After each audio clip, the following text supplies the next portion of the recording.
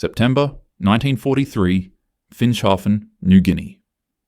The morning fog sat on the jungle like wet wool. Private Jack McCarty crouched in the muddy foxhole and watched another Australian soldier die. The man had been standing up for maybe 3 seconds. That was all it took. A single rifle shot cracked through the trees from somewhere up in the hills. The soldier dropped without a sound. That made 42 men in 6 days. 42 good soldiers killed by Japanese bullets they never saw coming. The enemy was up there in the highlands, hidden in the green tangle of vines and trees, and their officers were directing artillery fire that was tearing the Australian 9th Division apart. Jack set down his rifle. The other soldiers called it rusty. They called it outdated. They said it looked like something his grandfather should have thrown away 20 years ago. The SMLE No. 1 Mk3 was scratched and worn, the woodstock dark with oil and sweat, the metal parts showing their age. Jack had carried this rifle for 15 years before the war, back when he was shooting kangaroos in the Queensland outback. He knew every scratch on it. He knew how it pulled slightly left in the wind. He knew it better than he knew his own hands. But the officers looked at it and shook their heads. They looked at Jack, who was 43 years old with grey in his hair, and they shook their heads at him too. Lieutenant Morrison came by the foxhole that morning. He was young, maybe 25, with a clean uniform and new binoculars around his neck. He looked down at Jack's rifle and frowned. "McCarty, I've told you before. We have proper sniper rifles now. Scoped rifles, modern equipment. You need to turn in that relic and get with the program." Jack didn't answer. He just looked up at the hills where the fog was starting to burn off in patches. Morrison followed his gaze. "We've had our best marksmen up there for 3 days. They can't find the Japanese positions. The fog's too thick. The jungle's too dense. Our boys can barely see 400 yards in this mess." Jack had been watching those hills for 6 days straight. He had filled a whole notebook with numbers. Wind speed, temperature, humidity levels. The fog came in every morning at the same time. It sat heavy until about 9 o'clock, then started to lift. The Japanese artillery observer always appeared during that window.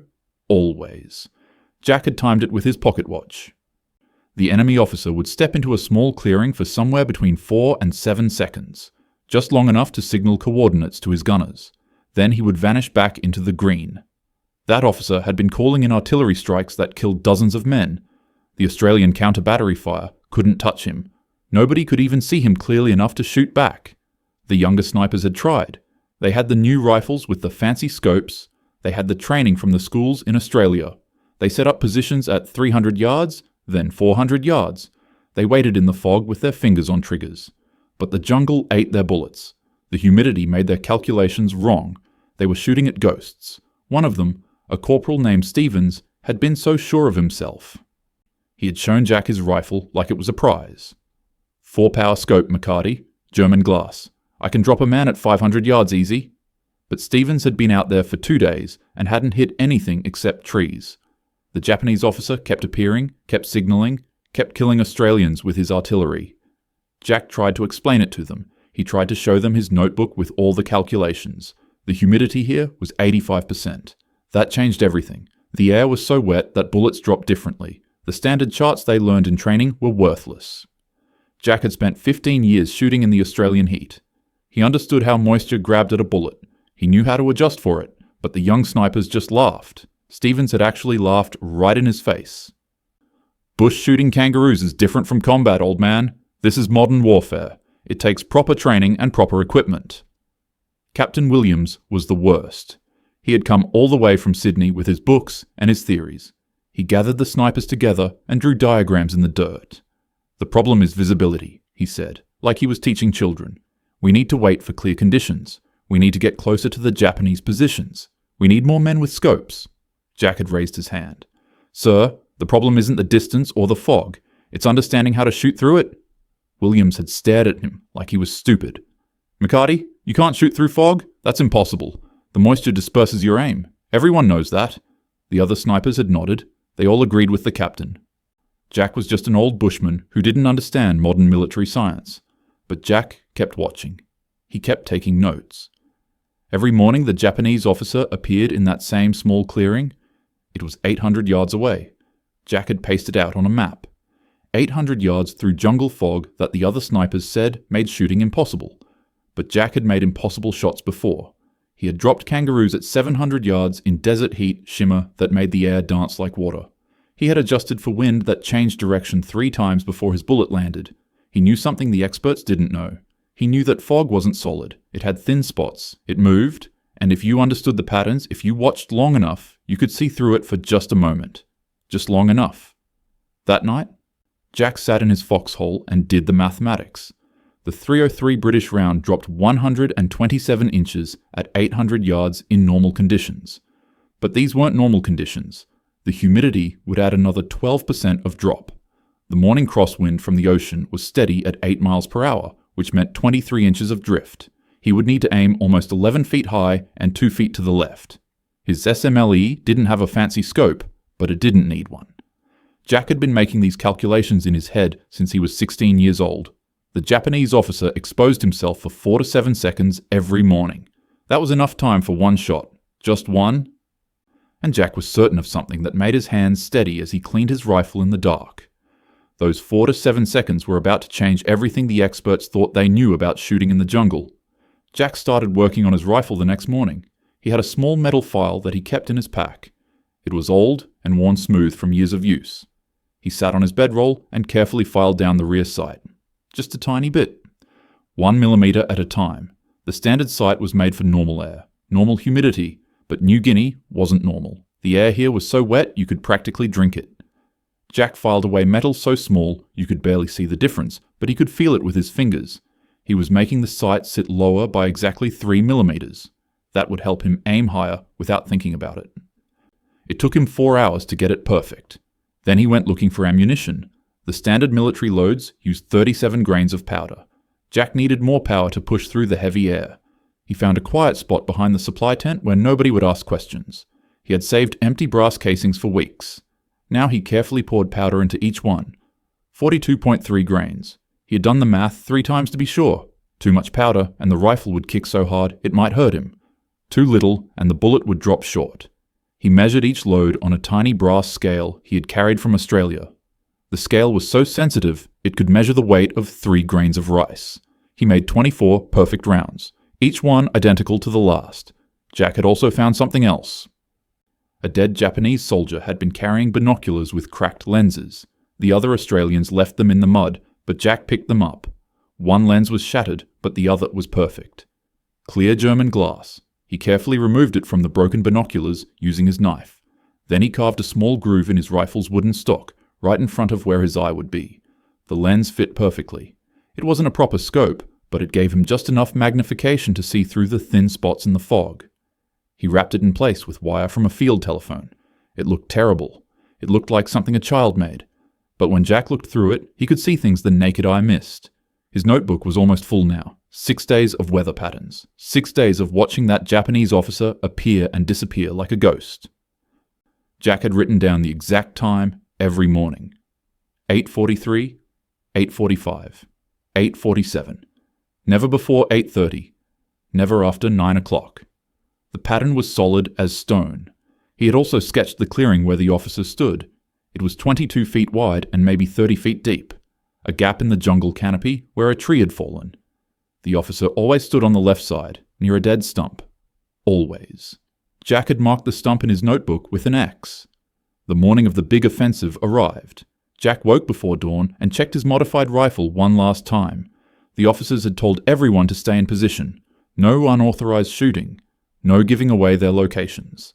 But Jack knew that artillery observer would appear right on schedule. The one who had killed dozens of Australians. The one who exposed himself for just a few seconds every morning.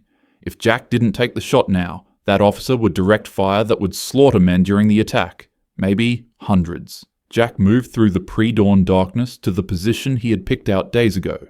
A small rise in the ground behind a fallen log. He had measured the distance on his map with a piece of string. 800 yards. Exactly. Almost half a mile. He lay down behind the log and waited as the jungle came alive with morning sounds. Then the fog rolled in, thick and wet, sitting on everything like a blanket. Jack could barely see 200 yards. The other snipers would have given up.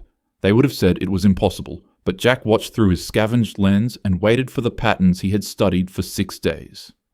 At 8:43, the fog shifted, just for a moment. A thin spot appeared, moving like a curtain in the wind, and there, in the clearing 800 yards away, stood the Japanese artillery observer, the man who had killed 42 Australians in 6 days. He was checking papers, preparing to call in the morning bombardment. Jack had only seconds before he vanished back into the jungle, maybe less than 5. Jack's hands were steady as he aimed. He put the crosshairs 11 feet high and 2 feet to the left, compensating for the humidity and the ocean breeze. The observer moved naturally, not knowing death was coming through the fog. Jack breathed out slowly and squeezed the trigger. The rifle kicked against his shoulder. The sound echoed through the jungle like thunder. Through the fog, Jack saw the observer's body jerk. The man stumbled backward and fell. The papers scattered. Jack didn't wait to see more. He grabbed his rifle and moved, fast and low, back toward the Australian lines. The Japanese artillery that usually started at 9 o'clock never fired that morning. The gun sat silent. Captain Williams found him an hour later. The captain's face was red with anger. "McCarty, did you fire that shot? I heard it from the forward position. Did you just give away our location during an offensive?" Jack stood at attention, his old rifle at his side. "Yes, sir. I dropped the Japanese artillery observer at 800 yards through the morning fog." Williams stared at him. "You what? Through that fog? At 800 yards? That's impossible. You're lying." Jack shook his head. "Sir, the enemy artillery has been silent for an hour. Send a patrol to check the clearing at bearing 275 degrees. You'll find him." Williams did send a patrol. They came back at noon with a Japanese officer's papers and a set of artillery coordinates. The dead man had been a trained observer who had directed fire that killed dozens of Allied soldiers. The patrol sergeant reported that he had been shot through the chest from extreme distance in conditions where visibility was almost zero. Williams stood in his tent, staring at the papers. Then he looked at Jack. "How?" Jack showed him the notebook, the calculations, the modified sight, the custom ammunition. Williams was quiet for a long time. Finally he said, "I'm giving you 3 days. 3 days to prove this wasn't luck. If you can do it again, we'll talk." Jack went out the next morning to prove it wasn't luck. Another Japanese observer had taken over the dead man's position. This one was smarter, more careful. He appeared at 8:51 instead of the usual time. He stayed in the shadows more, but he still had to expose himself to signal the artillery crews. Jack was ready at 760 yards this time, a different angle. The fog was thick again, but Jack read its patterns. He aimed high and left. 1 shot. The second observer fell. The Japanese artillery fired randomly after that, wasting shells on empty positions. The enemy gunners were blind. The third kill came the next day, another observer at 730 yards. This one had been directing mortar fire into the medical tents, killing wounded men who couldn't fight back. Jack's bullet found him during his morning signal routine. After that shot, Captain Williams came to Jack's position personally. "The enemy artillery accuracy in your sector just dropped 60% in 3 days. I don't understand how you're doing this, but I need you to teach others. Can you train men to shoot like this?" Jack looked at his worn rifle and nodded. "Yes, sir. But they'll need to forget everything they learned in training school first." Captain Williams brought 27 men to Jack's position 3 days later. They were the best marksmen in the 9th Division, young soldiers with sharp eyes and steady hands. They carried the new scoped rifles that Command had issued, shiny metal and perfect glass. They looked at Jack's beaten-up SMLE and then looked at each other. One of them whispered something and the others laughed quietly. Williams held up his hand for silence. "Listen to this man. I don't care what his rifle looks like.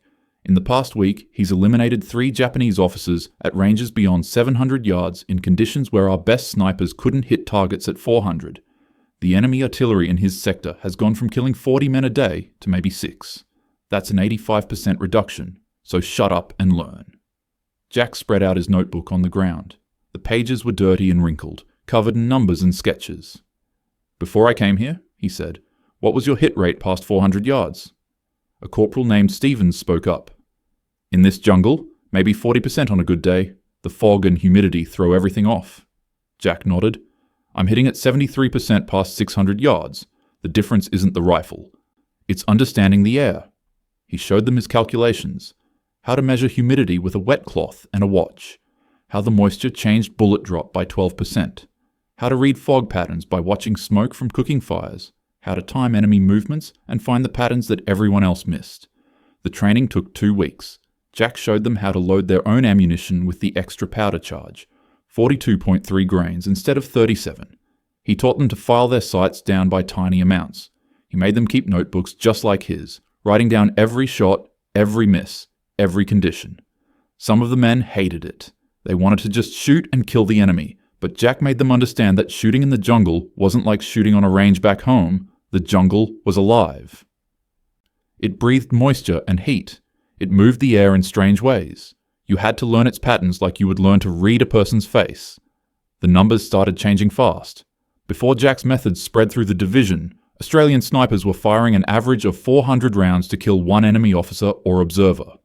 The Japanese were smart. They moved quickly and stayed hidden. But after the 27 men learned Jack's techniques, that number dropped to 89 rounds per kill. The difference was enormous. They were saving ammunition and saving lives. Every Japanese officer they eliminated meant dozens of Australians who wouldn't die from precisely aimed artillery or mortar fire. The situation before Jack's intervention had been desperate in ways that most soldiers didn't even realize. The Japanese officers directing fire weren't just guessing. They were trained artillery observers with years of experience. They knew exactly how to bracket their targets, how to adjust for wind and distance.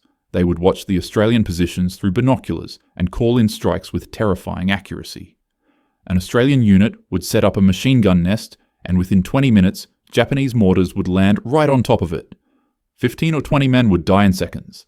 The conventional counter-sniping approaches took 8 to 12 hours to locate and eliminate each spotter. That was 8 to 12 hours of deadly accurate enemy fire. Jack's methods cut that time to under 2 hours, sometimes less than 30 minutes. In the sector next to the Australians, US Marines were fighting the same kind of battle. They had good snipers with good equipment, but they were using standard tactics. Their kill ratio was 1 enemy leader per 400 rounds fired. The Australians, using Jack's humidity calculations and custom loads, were hitting 1 per 89 rounds. Word started spreading. American officers came to watch Jack's students work. They took notes, they asked questions. Some of them seemed angry that an old bushman with a rusty rifle had figured out something their trained snipers had missed. But the Japanese weren't stupid either. They learned fast. After 2 weeks of losing officers and observers at an alarming rate, they changed their tactics. Officers stopped standing in the same spots. They started using body doubles, men dressed in officer uniforms who would expose themselves as decoys. The Japanese cut their exposure time from 4 to 7 seconds down to under 3 seconds. They moved their command posts every 4 hours instead of every day. Some of them started directing artillery from deep inside bunkers, using mirrors and periscopes to see the Australian positions. It became a deadly game of cat and mouse. Jack adapted again. He taught his students to watch for the small details that separated a real officer from a decoy. The way they moved, the way they held their equipment. A decoy would stand stiffly, knowing he might get shot. A real officer working would move naturally, checking papers, pointing, giving orders. Jack's shooters learned to wait for those natural movements. They also learned to shoot at the periscopes and mirrors. A bullet through a periscope might not kill anyone, but it blinded the enemy and forced them to expose themselves to see. The wider impact became clear during the river crossing operation in late October. Australian engineers were building a temporary bridge across the Bumi River. The work was slow and dangerous. The Japanese had artillery positions in the hills with perfect views of the crossing site. In previous river operations, the enemy had killed hundreds of men by dropping shells directly onto bridges and boats. But Jack's trained snipers moved into position the night before the crossing. When the Japanese artillery observers appeared at dawn to direct fire, the Australians were ready. 7 enemy observers died in the first 20 minutes. The Japanese artillery fired blindly after that, wasting shells on empty jungle. The bridge was completed with only 11 casualties instead of the 200 that command had expected. Another example came at Hill 2200. A Japanese signals officer had set up a communications post on the hilltop. He was coordinating movements for 3 different enemy battalions. Australian intelligence knew he was there but couldn't reach him. The hill was too steep and too well defended for a direct assault. Jack studied the position for 2 days. The signals officer came outside his bunker twice a day to check his antenna wires. 12 seconds of exposure each time. Jack waited for the afternoon session when the fog was thinner. One shot at 915 yards. The signals officer dropped. Japanese coordination in the entire sector fell apart within hours.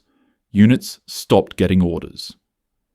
They moved randomly or didn't move at all. The confusion allowed Australian forces to advance 3 miles in 2 days with minimal resistance. By November 1943, Jack's ammunition specifications and ballistic calculations had become official. The Australian Army printed them in a manual that went to every sniper in the Pacific Theatre. Officers who had mocked Jack's rusty rifle 6 weeks earlier were now ordering their men to modify their weapons exactly like his. The custom powder loads became standard issue. Notebooks full of weather data and enemy patterns became required equipment. The methods that started with one old bushman in a foxhole were now doctrine for thousands of soldiers. The full scale of the implementation was staggering. During the 6-week Finschhafen campaign, Australian snipers using Jack's methods eliminated over 180 enemy officers, observers, and signals personnel. Intelligence officers estimated that this prevented approximately 800 Australian casualties. Every dead Japanese officer meant artillery strikes that never happened. Mortar rounds that fell on empty ground instead of crowded field hospitals. Machine gun nests that stayed hidden instead of getting bracketed by precise enemy fire. The division medical officer wrote in his report that casualty rates in sniper-protected sectors were 40% lower than in areas without coverage. 40%.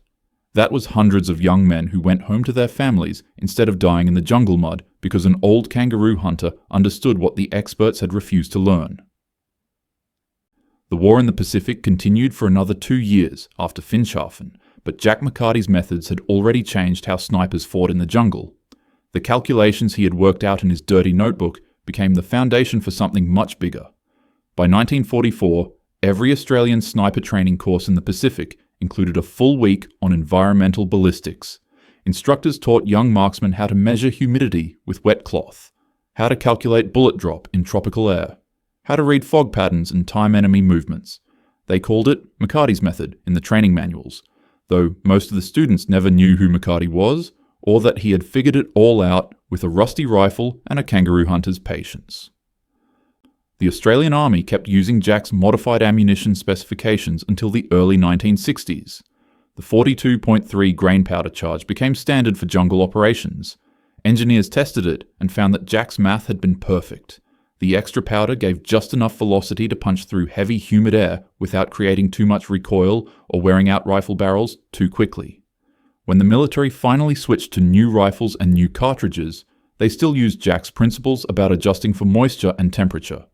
The specific numbers changed, but the understanding remained. Jack himself went home to Queensland in late 1945. He was 45 years old and tired down to his bones. The war had aged him. His hands shook sometimes from all the shooting. His hearing was damaged from thousands of rifle shots without proper ear protection. He went back to his small property outside Charleville, where he had lived before the war. The land was dry and hard, nothing like the wet jungle of New Guinea. He started shooting kangaroos again for the bounty money. The work was simple and quiet. He never talked about the war, not to his neighbours, not to the men at the pub, not to anyone. A newspaper reporter came around once, in 1947. Someone had told him about the sniper who changed jungle warfare. The reporter wanted to write a story about Jack's heroism and innovation. Jack met him at the door and said no. He didn't want to talk about killing people, even enemy soldiers. He didn't want medals or recognition. He just wanted to be left alone. The reporter tried 3 more times and finally gave up. Jack went back to his quiet life, shooting kangaroos at long distance and keeping his memories to himself. Jack died in 1973 at the age of 73. Heart failure, quick and quiet, the way he had lived the last decades of his life. The local newspaper in Charleville ran a small obituary. John William McCarty, former soldier and kangaroo culler, died peacefully at home. He is survived by a sister in Brisbane. Services will be private. That was it. No mention of the Japanese officers he had eliminated.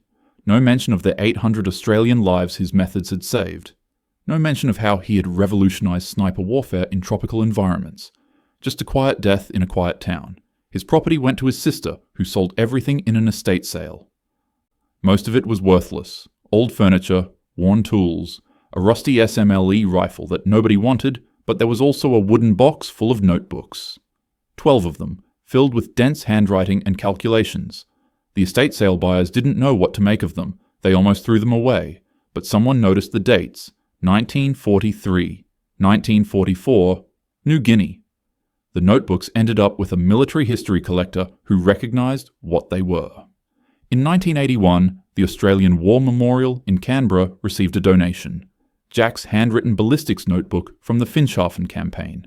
It sits in their collection now, a worn book with dirty pages covered in numbers that changed the course of jungle warfare. The principles Jack developed didn't disappear with him.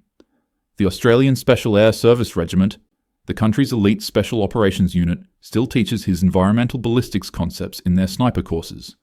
The numbers have been updated for modern rifles and modern ammunition, but the core understanding is the same. Humidity matters, temperature matters, fog has patterns, watch and calculate and adjust. Modern SLS snipers carry small electronic devices that measure air density and temperature and wind speed. They punch numbers into ballistic computers that spit out firing solutions in seconds, but they also learn to do it Jack's way, with nothing but a notebook and a sharp mind, because technology fails and batteries die, and sometimes all you have is your brain and your experience. Tropical warfare doctrine around the world now includes the lessons Jack taught. American Special Forces, British, Royal Marines. Every military that operates in jungles or heavy humidity has adapted his principles. They might not know his name, but they use his knowledge. The understanding that environmental conditions aren't obstacles to overcome, but are patterns to learn and use. That precision at long distance in difficult conditions comes from patience and observation, not just expensive equipment. Modern precision rifle competitions have changed too. 50 years ago, shooting competitions happened on flat ranges with known distances and calm conditions. Now the best competitions include humidity variables, temperature extremes, and moving fog. Shooters have to calculate their holds just like Jack did in 1943. They have better tools, but they're solving the same problems. The competitions even have a historical division where shooters use old military rifles without modern scopes. Every year, someone shows up with a beat-up SMLE and surprises everyone by shooting better than people with rifles that cost $10,000. Special operations forces worldwide have learned another lesson from Jack's story. Field modifications matter more than factory specifications sometimes. Soldiers who understand their weapons intimately and customize them for specific conditions often perform better than soldiers who just use standard issue equipment without thinking. The most effective special operations snipers today hand-load their ammunition just like Jack did. They file their stocks for perfect fit. They test and adjust and modify until their rifles are extensions of themselves. The military bureaucracy doesn't always like it, but the results are impossible to argue with. The broader lesson goes beyond just shooting. Innovation in warfare, in any field really, often comes from unexpected places. Not from the experts with all the credentials and all the training, not from the officers with the clean uniforms and the textbook knowledge, but from the people who have spent years doing the actual work, the ones with dirt under their fingernails and practical experience that can't be taught in schools. Jack was a kangaroo colour. He had no formal military training as a sniper.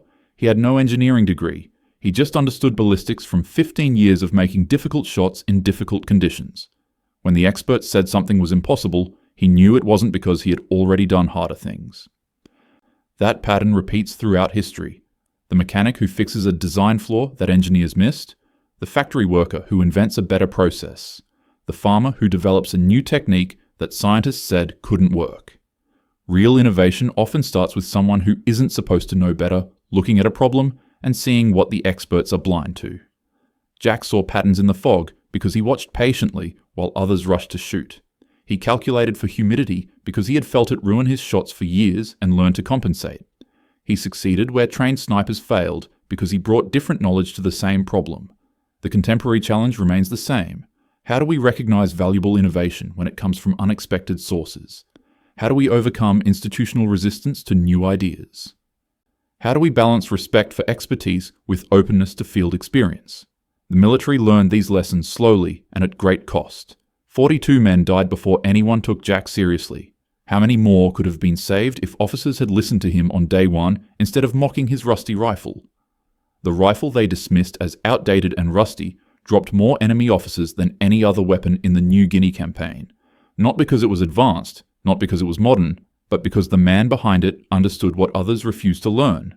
That in war, the difference between failure and precision is measured in grains of powder and inches of humidity.